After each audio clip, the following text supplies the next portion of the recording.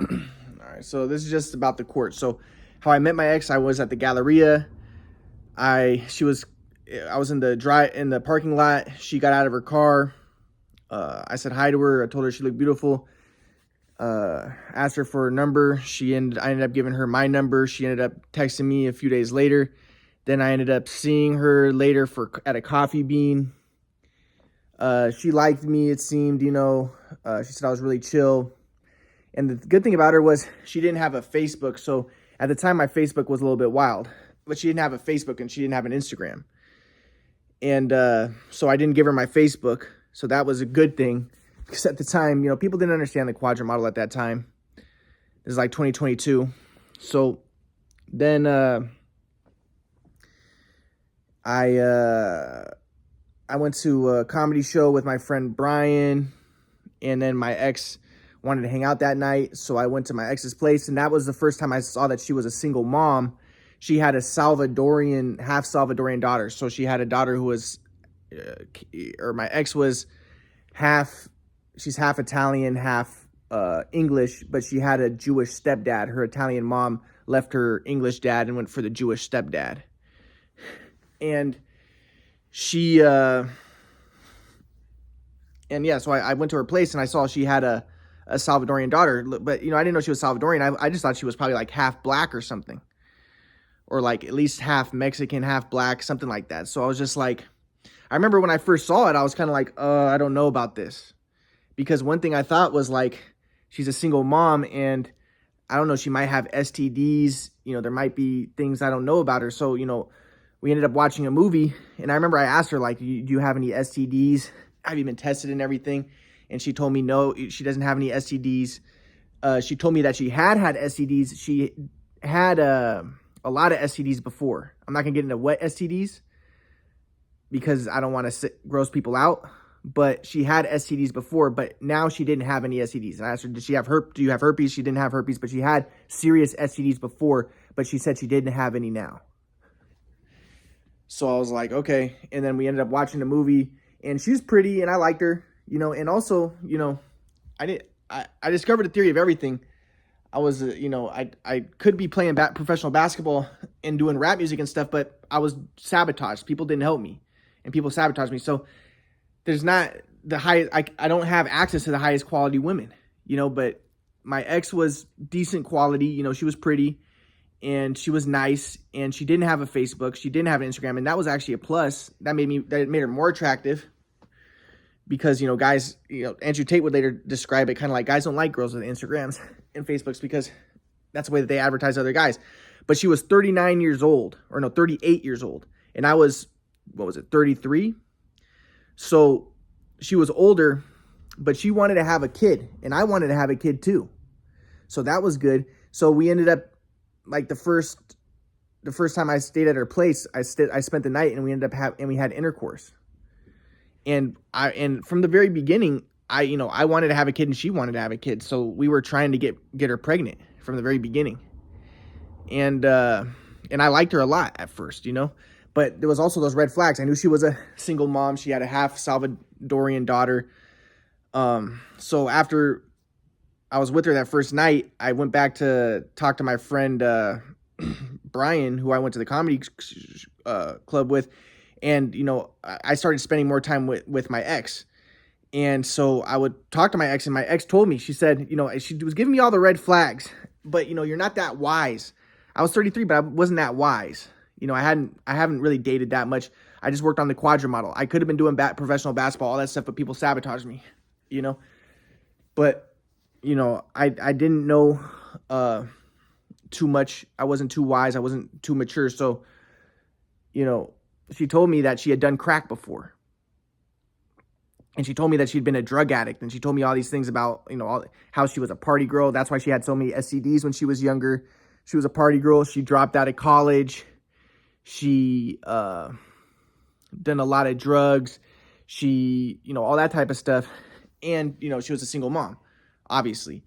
So then I later talked to my friend Brian, and I was like, yo, so she told me she did crack one time. And my friend Brian was like, dude, you should dump her. And I was, and my friend Brian, he's done a lot of drugs. He does a lot of drugs. He does cocaine and stuff. So I was like, what? I should drop her? He's like, dude, she done crack? He said, that's effed up. He said, you got to be careful with this girl. He was like, that's pretty serious if a girl's done crack before. And I was like, I don't know, man. But I like her a lot, and she seems really cool now. You know, she seems really cool. He's like, dude, he said, you got to be careful with this girl. Like, he said, like, you got to be careful. I don't know.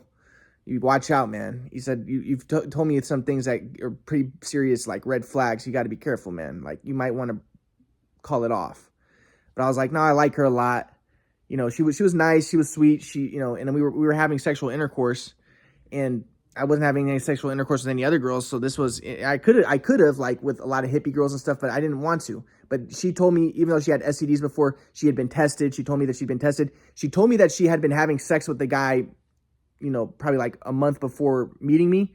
But she told me that she had been tested since. And she told me that this guy was now in jail. And I think he was probably a drug dealer. Because later I would find out that she was doing drugs before like she told me that later that 2 weeks before meeting me, she was doing drugs with her friend Sylvie. And she said that she had done cocaine with her friend Sylvie. And I'm going to get to that. So, like 2 weeks before meeting me, but she would later tell me that. But so at this time, I'm like, I didn't listen to Brian. I'm like, okay, I like this girl and I'm having intercourse with her and she's nice and cool. We're watching movies together every night, even though she has a daughter. But I liked it that she had a daughter because first off, like I said, at the time I was a leftist. I was more left wing, and I didn't mind she had a brown daughter because in my mind I'm like, I see myself as Jewish, and I'm like, oh, I'm left wing, and you know, I actually like that she has a brown daughter. She's not racist, you know, and she's like a left winger, and I like that because I'm a Jewish and I'm a left winger, so I actually liked it that she had a brown daughter, and also I liked it that she had a brown daughter because in my mind I was like, you know, then I don't have to spend too much time with her because all I had to do was just go over at night, watch movies with her, and we'd have intercourse, and it wasn't too much of an obligation. Like, I didn't have to do that much because she was so busy with the daughter. So during the day, she would be at work, and at night, I would come 8 o'clock, 9 o'clock, and we would just have intercourse and watch a movie, and that's it. And that was nice. I could spend my time studying and doing my other stuff.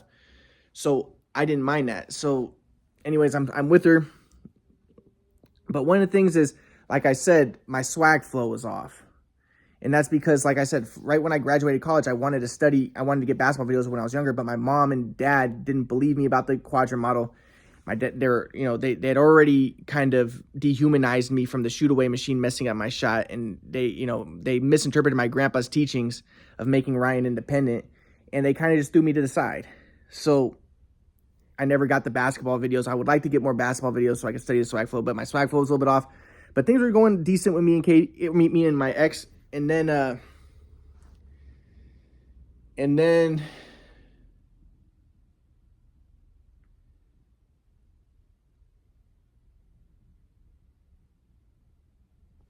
basically, like,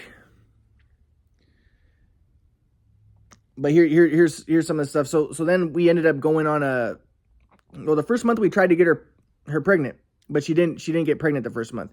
And I remember when she didn't get pregnant, I cried because I wanted to stay with her because I really liked her a lot. And this was a weird thing. So I felt like she kind of liked me, but she didn't like me that much. And so we had intercourse, and she would put up the picture of her and her Salvadorian ex while we had intercourse. And I felt like that was her, like, saying that she's going to break up with me soon. So I remember when she told me that she wasn't pregnant, I started to cry because I didn't want to break up with me. And she wasn't pregnant, and I thought that if she was pregnant, then she would stay with me, you know? So I started to cry, and I remember she felt bad that I was crying. And then when I started to cry, she took down the picture of her a picture of her and her Salvadorian ex with her daughter. She took it down because I think that she could tell that was hurting me. So that was kind of a crazy thing. So then she wanted to have a double date with me, her, and her friend Sylvie, and one of my friends. So my friend was a black guy named Justin. So we went on a double date, and Sylvie, like I said, my swag flow was off at the time, and Sylvie didn't like me. I didn't pay for my ex's meal because I didn't have that much money at the time because, you know, I discovered Theory of Everything, but I still haven't gotten that out yet. And I could be playing professional basketball and rap music, but people haven't helped me. So, so I went to, so we went out and Sylvie, you know, my swag flow was off and Sylvie, like they all did weed in the car. They all smoked weed in the car, but I don't smoke weed. I don't do any drugs. So Sylvie was like, oh, wow. She was talking to my ex, wow, you know, you guys really have a lot in common, but she was being sarcastic because my ex likes to do drugs, but I don't do any drugs. And Sylvie wanted my ex to have a boyfriend who was a drug addict like them. You know, that's why she was the one who gave, you know, when my ex met me, she was going on a double date with someone who Sylvie set her up with, some Persian guy who was probably a drug addict, like Sylvie. And that's what Sylvie wanted my ex to have a drug addict friend like herself. And I'm going to get to how I know she's a drug addict and how crazy this whole scenario is, how crazy it gets. But so they're all smoking weed, but I don't smoke weed. And then Sylvie's like, she says to my ex, wow, you guys really have a lot in common. And then she was like, she asked me like, hey Ryan, why are you wearing a green shirt? Is it because it represents money, which you don't have? She was like being a bitch to me, you know?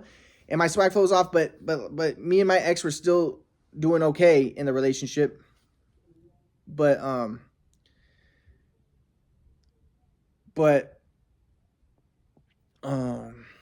after that date, not too long after, my ex broke up with me. But then we ended up getting back together, like a few days later. So we're back together, and I remember we're back together having intercourse. And this is interesting. We watched a movie at my place, and the movie was by Adam Sandler. And in the movie, Adam Sandler, he's a Jewish guy, and they ask him, you know, why is it that the Jewish people like basketball so much?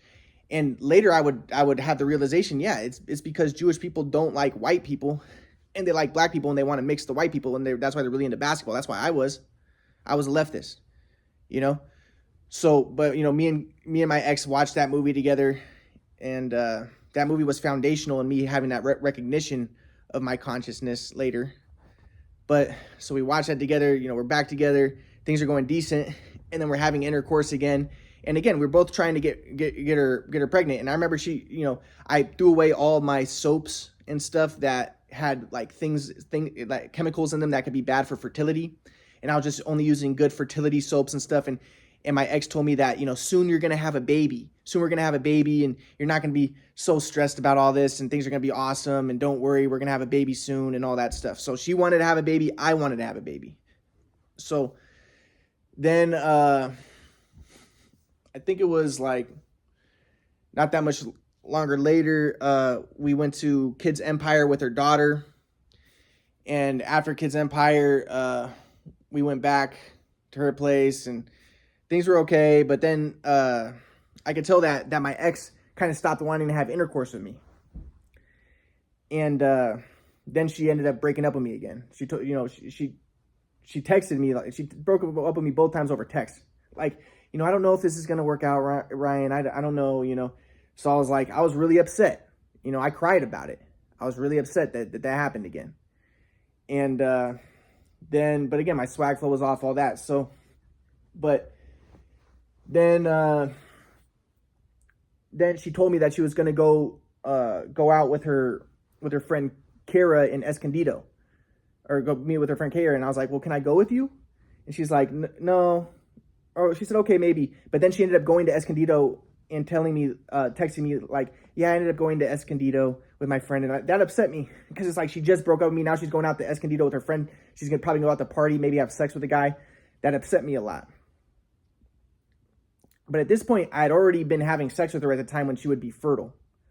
So her fertility period was already over, right? It's because we were trying to get her pregnant. So then, but I told her when she went out, I was like, Kate, I told my ex, you could be pregnant right now. So I was like, don't drink and my ex was like, I know I'm not pregnant. She said, I know my body. I know I'm not pregnant. And I was like, it's very possible you're pregnant right now. Seriously. Like, just don't drink. Well, she ended up telling me that she went out with her friend Kara. They went to play pool, but she said that she did drink alcohol. So she was pregnant at the time. She did drink alcohol. She didn't listen to me.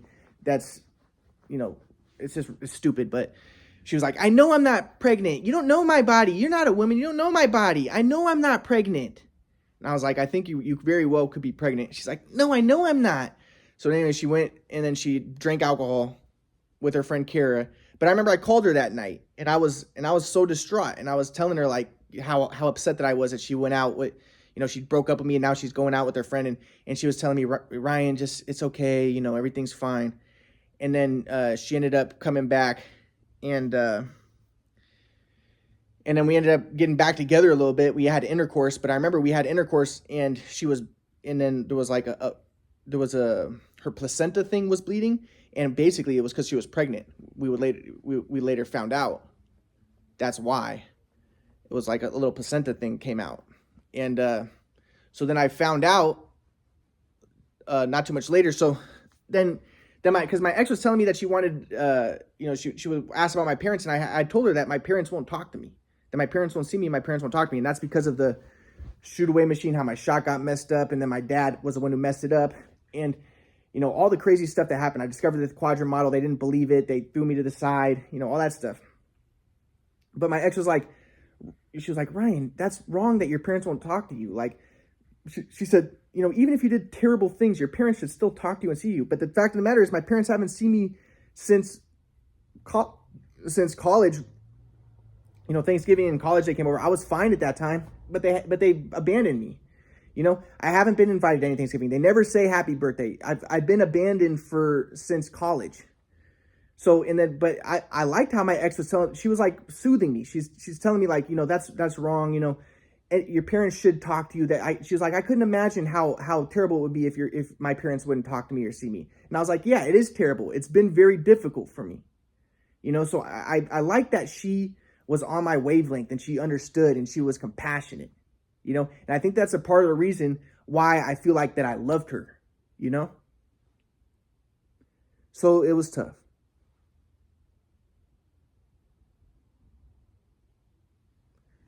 So I'll talk more.